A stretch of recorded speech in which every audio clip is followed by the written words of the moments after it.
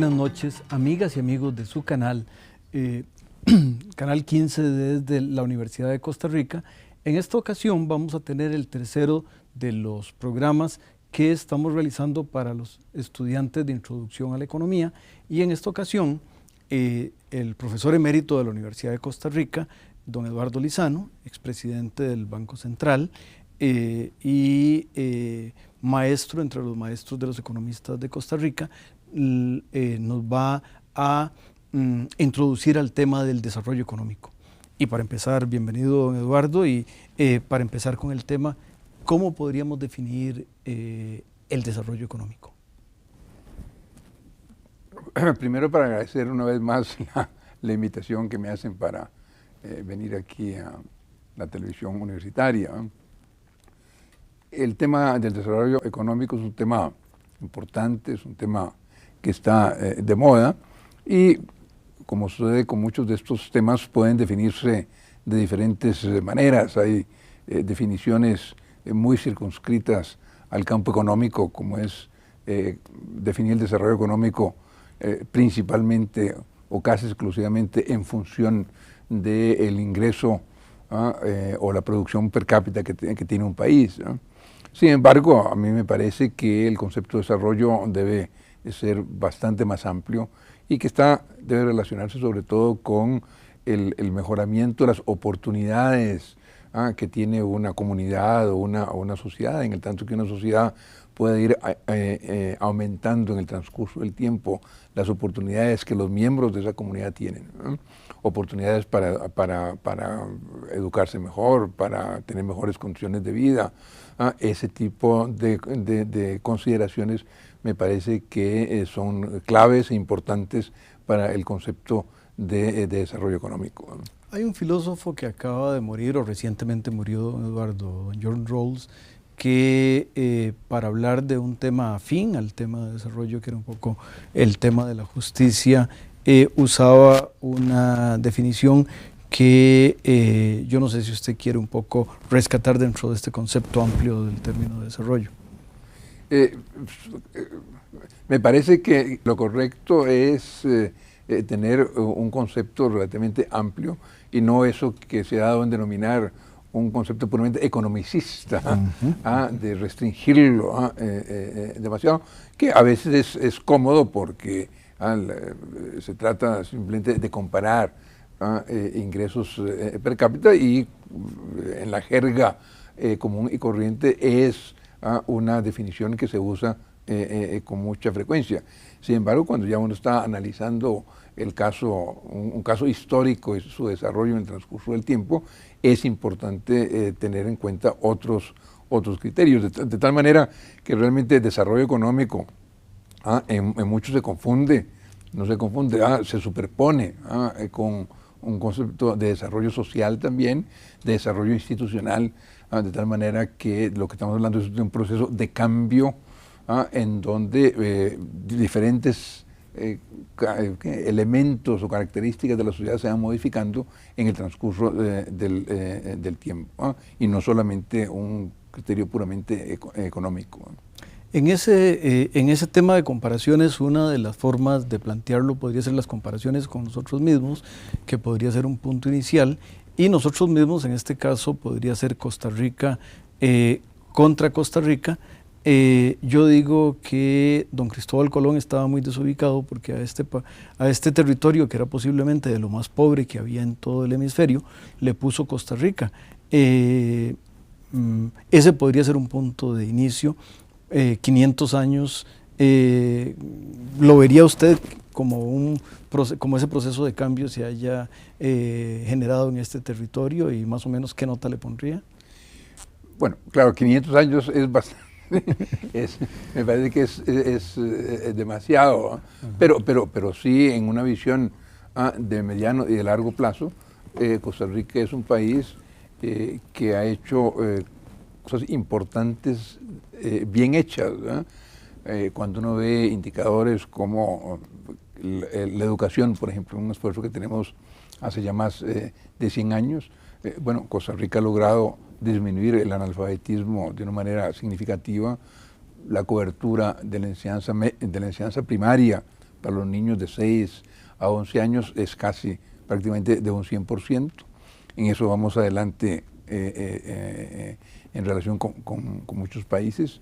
Si uno toma otro indicador como la mortalidad infantil por 1000 niños nacidos vivos, está en 9.5. Costa Rica ha hecho un esfuerzo muy significativo. Si uno toma producción de café y de banano por hectárea, por ejemplo, bueno, Costa Rica es de los países en donde más ha logrado, aumentar esa producción por hectárea. O sea, en el campo puramente político, la estabilidad política de Costa Rica es un elemento muy importante. Bueno, eso lo que quiere decir es de que en algunos campos Costa Rica ha logrado avances bastante significativos.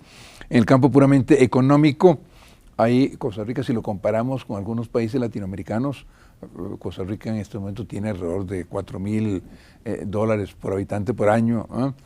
Hace 40 años teníamos como la mitad de eso. Costa Rica lo ha hecho mejor que otros países vecinos y otros países latinoamericanos. Sin embargo, en este campo económico, Costa Rica se ha ido quedando atrás en relación con otros países.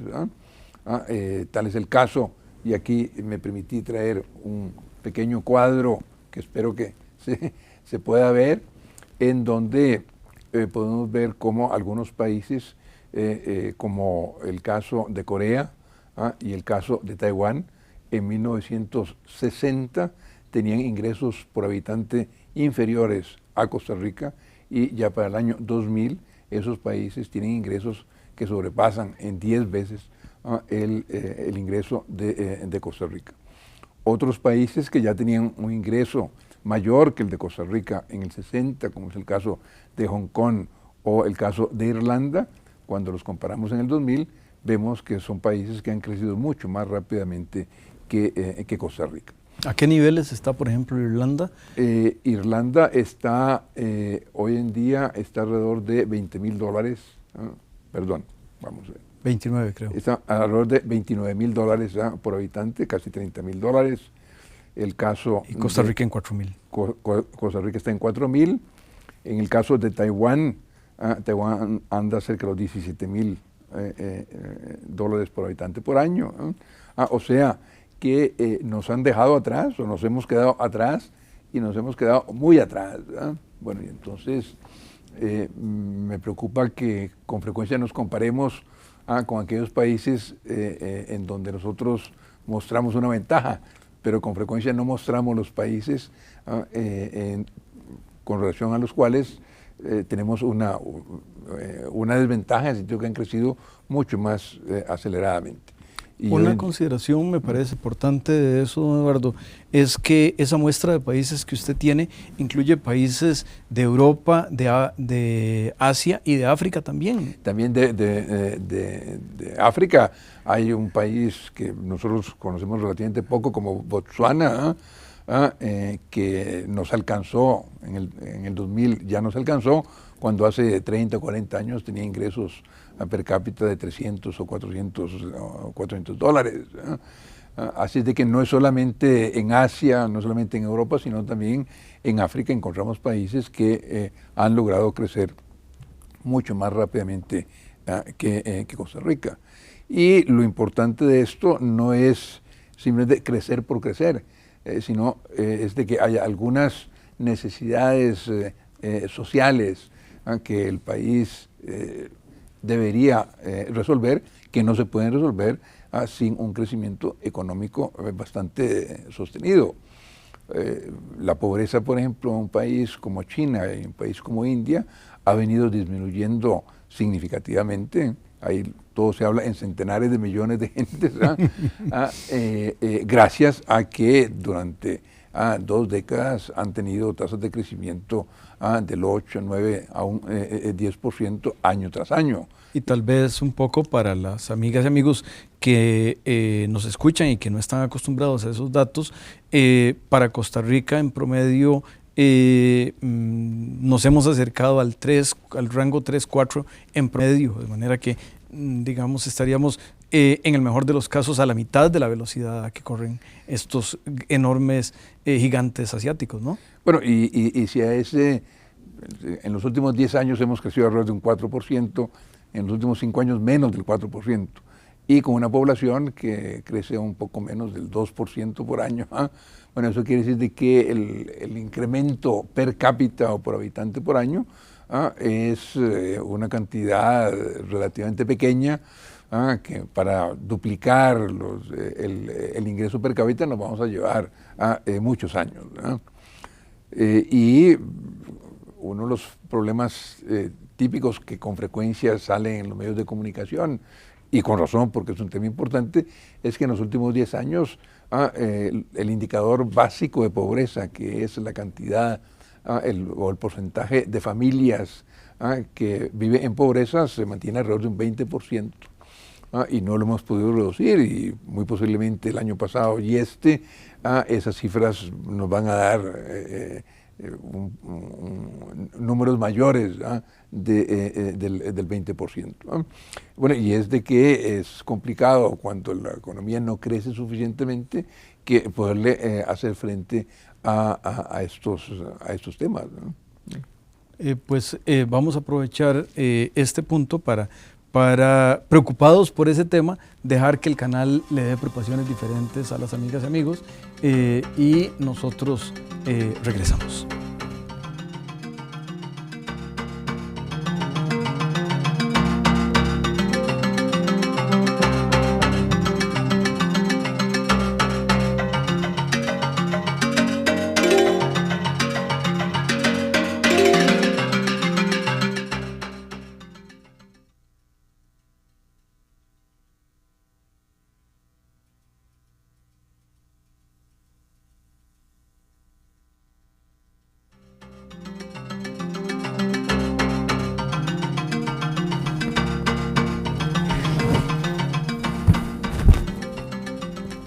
Estábamos, amigas y amigos, conversando con el profesor emérito de la Universidad de Costa Rica, Eduardo Lizano Fait, y estábamos hablando sobre el tema de desarrollo económico dentro de la colaboración del canal con la Cátedra de Introducción a la Economía. Don Eduardo, frente a ese problema de pobreza y en realidad si el país crece poco, las posibilidades de que esos pobres encuentren trabajos que les ayuden a salir se complica, y las posibilidades de que el Estado pueda recaudar suficiente de esa producción del país para poder hacer algunas tareas asistenciales con los pobres, si esa fuera la opción o si ambas fueran a funcionar, pues está naturalmente limitada. Pero esto nos lleva un poco a la gran pregunta. Bueno, frente a eso, ¿qué hacer? Y usted sabe que a mí me gusta su fórmula del 46-46, pero díganos usted. Sí, a mí me parece que las tasas de crecimiento del país deberían rondar alrededor del 6% anual, y no el 4 o el 3 que tenemos actualmente, si el país realmente quisiera resolver algunos de los problemas de necesidades humanas básicas que hemos mencionado, porque con un producto de alrededor del 6% eso permitiría generar los recursos para que el país pueda dedicar a la educación, a la salud, a la justicia, a la seguridad, los recursos que se necesitan para este tipo de cosas. Es verdad que uno podría apuntar o ciertos despilfarros o ciertos desperdicios, etcétera, pero detrás de todo eso hay que reconocer de que si las tasas de crecimiento económico no son significativamente mayores que las que tenemos hoy en día, los recursos, como se dice corrientemente, la cobija no va a alcanzar, los recursos no van a alcanzar para poder dedicarse a combatir esos problemas importantes que tiene el país. Ahí el Estado tiene un papel de fundamental importancia en temas como la salud, temas como la educación, temas como la infraestructura. Bueno, pero para eso se requiere que la economía crezca y que pueda generar riqueza y pueda generar impuestos. Ahí estamos especie como un círculo vicioso, pero no queda dudas, y varias veces lo hemos mencionado, de que para que el país crezca se requiere una especie como de yunta de bueyes, o sea, un sector privado y un sector público que entre los dos saquen adelante la carreta. Ninguno de estos dos sectores solo va a poder sacar la carreta adelante, y por eso necesitamos un ordenamiento en las finanzas públicas como uno de los requisitos, no el único, pero como uno de los requisitos importantes para lograr tasas de crecimiento más acelerados, ¿no? A la par de ese mejoramiento o ordenamiento de las finanzas públicas, necesitamos mantener un esfuerzo en educación. Un país es lo que su gente sea, básicamente, ¿no? Y si estamos pasando a una economía que era basada primero en recursos naturales, cuando exportábamos café y banano, después pasamos a una economía en donde la acumulación de capital, o sea, la producción industrial era el elemento principal.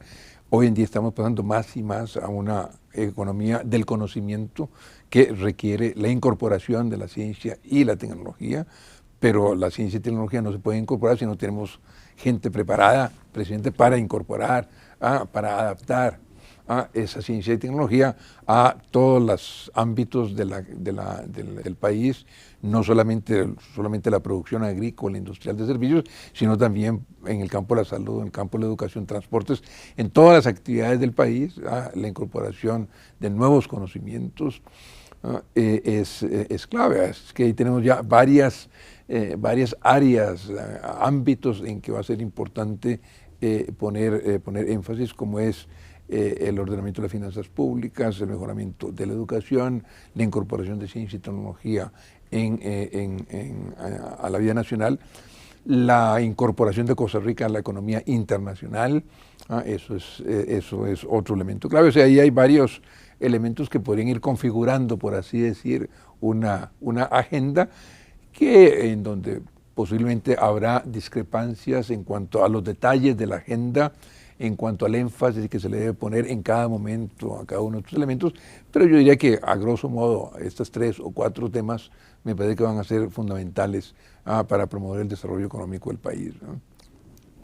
Hay dado que hemos venido con falencias en ese proceso, y usted hablaba de los dos bueyes jalando a la carreta, no por señalar, sino más bien un poco para señalar al culpable, sino más bien para señalar rumbo, o espacios donde deberíamos conjuntar esfuerzos, que sería importante para que el desarrollo económico definido en ese sentido amplio volviera a circular por los caminos de Costa Rica.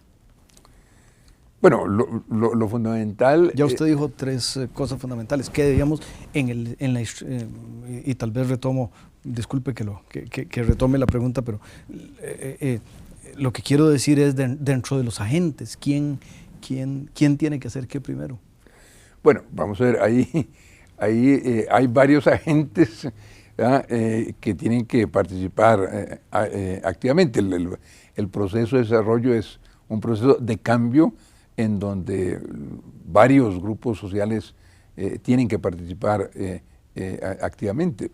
Hay decisiones claves que tomar en el ámbito puramente político y de la administración pública, bueno, y ahí habría necesidad de ciertas iniciativas. Los sectores productivos del país, lo que se llaman los grupos empresariales, claro está, tienen decisiones muy importantes en el campo de las inversiones, de las inversiones privadas, que van a generar empleo y que aumentando la demanda de trabajo van a permitir el mejoramiento de los salarios reales del país. Ahí hay grupos que son importantes. Los profesionales en el país también juegan un papel importante porque sirven también como elementos críticos por un lado y elementos que van a proponer cosas de otro lado. Así es que la participación de la sociedad civil hoy en día, que son muchas y de muy variada naturaleza, organizaciones privadas, organizaciones no gubernamentales, pero organizaciones laborales, organizaciones empresariales. Todos estos grupos van a tener que incorporarse con mecanismos que a lo mejor todavía hoy en día no conocemos en algunos otros países desarrollados de Europa. Por ejemplo, se han establecido lo que se han llamado los consejos económicos y sociales, en donde se le da participación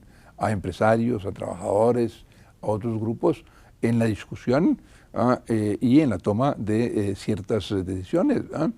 Bueno, y entonces muy posiblemente nuestro sistema político, que ha estado centrado solo en el Poder Ejecutivo, Poder Legislativo, Poder Judicial, se va a enriquecer complementándose con otras instancias, como sería, por ejemplo, un Consejo Económico que permitiría de una manera permanente la participación de otros grupos de la sociedad en algunos de los temas de interés nacional. Hay un tema en discusión en la literatura, don Eduardo, que es hasta dónde ese desarrollo se puede generar a través de importarlo, o sea, de que sea la carreta un poco jalada por los vientos que vienen del resto del mundo, o hasta dónde es el término de ese desarrollo es un ámbito endógeno que por supuesto que lo que quiere decir es generado por toda la economía, o si es una mezcla de... Pues yo diría de que ahí deberíamos evitar posiciones extremas. Para Costa Rica lo que viene de afuera de la economía internacional es clave desde que comenzamos a exportar café. Bueno, yo hoy en día las exportaciones e importaciones en Costa Rica casi representan el valor de la producción nacional. O sea, es una economía relativamente abierta, así de que lo que sucede en la economía internacional es muy importante para Costa Rica. Pero dicho eso, claro, el esfuerzo básicamente es el esfuerzo interno para aprovechar esas oportunidades que vienen de afuera, para hacerle frente a los retos que vienen de afuera. Bueno, y esa es la tarea nuestra de poner la casa en orden. Eso es muy importante, y ahí está el asunto. Estamos un tema de moda que son los TLC, no solamente de Estados Unidos, sino el que tenemos con Chile, que tenemos con Canadá, con México. Bueno, estos tratados de libre comercio lo que hacen es abrir oportunidades, pero aprovechar las oportunidades va a depender de que nosotros hagamos la tarea para aprovechar esas oportunidades. Si no hacemos la tarea, pues vamos a aprovechar esas oportunidades en un grado mucho menor de lo que podríamos aprovecharlas si hiciéramos la tarea que tenemos que hacer. Sí, tal vez en eso podría resumirse con que nadie se va a desarrollar por nosotros, y que el desarrollo económico no es algo que tiene que darse. Los países pueden optar por no desarrollarse. Sí, y sobre todo en países tan pequeñitos como que si nosotros no nos desarrollamos, no le pasa nada al mundo. Si alguna economía muy grande como Europa Occidental o Estados Unidos tienen tasas de crecimiento muy bajos, pues eso afecta a muchos otros países. Pero si Costa Rica insiste en crecer al 3%, el resto de la economía no le va a pasar nada. Somos nosotros los que vamos a sufrir las consecuencias. En este tema, y usted estuvo conversando aquí y lo mencionó tangencialmente, pero me parece que sería un poco la nueva frontera en esta de la ciencia y tecnología, ¿podría pensarse que se deben poner muchos huevos en esa canasta? Bueno, vamos a ver. Hace poco un costarricense, don Andrés Rodríguez, hizo un artículo en que precisamente la pregunta que hacía es si el bajo desarrollo se debía a una falta de ciencia y tecnología, o si se debía a una falta de un conjunto de factores. Porque si hubiera sido solamente ciencia y tecnología, entonces era ahí donde había que canalizar la mayor parte de los recursos.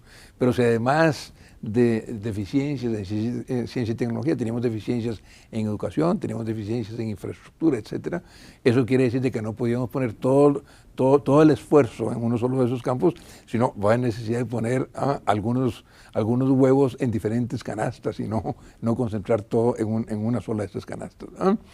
Bueno, y entonces parte del trabajo que está haciendo esta comisión de alto nivel, para decirle de alguna manera, donde está don Franklin Chang y don Jorge Manuel Dengo, es precisamente ver no solamente lo que hace falta en ciencia y tecnología, ver las perspectivas de ciencia y tecnología, sino ver si es en ciencia y tecnología donde deberíamos concentrar esfuerzos, o porque si uno concentra esfuerzos solamente en ciencia y tecnología, pero por ejemplo no tenemos gente capacitada, bueno, entonces sería a desperdiciar en buena parte el esfuerzo, o si no tenemos infraestructura para traer productos y sacar productos, bueno, entonces ahí también la ciencia y tecnología no nos va a generar el bienestar que anda buscando el país. Entonces, es difícil creer de que uno solo de los ámbitos, uno solo de los elementos es lo que determina el crecimiento económico del país. Muy posiblemente habrá que hacer esfuerzos en varios campos, de una manera simultánea, en donde evidentemente el énfasis puede cambiar en el transcurso del tiempo. Podríamos entonces, en el último minuto que nos queda, don Eduardo, decir que el desarrollo, además de multicausado, de multifacético, es multicausado, entonces. Sí, hay varios elementos que inciden y que inciden en diferentes grados, en diferentes sociedades y en diferentes momentos de la misma sociedad. Es parte de las dificultades, por eso no tenemos la receta mágica. Pues con esa reflexión que me parece muy valiosa, no tenemos receta mágica para el desarrollo, pero es importante, es un tema central del devenir de los países. Tenemos que decirle a las amigas y amigos que nos acompañan y también, por supuesto, a los estudiantes de la Cátedra de Introducción a la Economía, que el programa se repite el próximo domingo a las 6, que estaremos con un nuevo programa el próximo miércoles después de las 9 de la noche y que invitarlos a que se queden con Canal 15, que tiene excelentes programas hechos todos con enorme entusiasmo para ustedes, amigas y amigos. Muchísimas gracias, don Eduardo, y buenas noches.